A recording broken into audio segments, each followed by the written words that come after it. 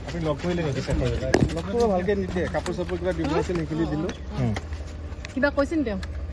দূৰৰ পৰা থাকে ন, ইমান ক'ব লগা একো নাই। ইয়াতে কি হৈছে নহৈছে বোলো ভালকৈ থাক, বোলো মনোবলটো ভালকৈ ৰাখ, ভয় খাই নাথাকিবি।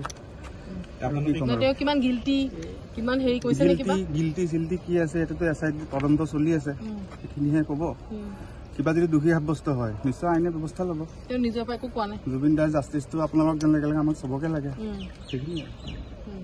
বিভিন্ন অভিযোগ উত্থাপন হৈ আছে, মাইকটোৰ ক্ষেত্ৰতো অভিযোগ উত্থাপন হৈছে। এইবিলাক সিহঁতৰ ভিতৰুৱা মিউজিকেল লাইনৰ কথা মই নাজানো, মই সেইবিলাকৰ লগত জড়িতও নহয়। মিউজিক লাইন অভিয়াছলি জেলত থাকিলে মানুহৰ মন ফূৰ্তিত নাথাকে। ঠিক আছে।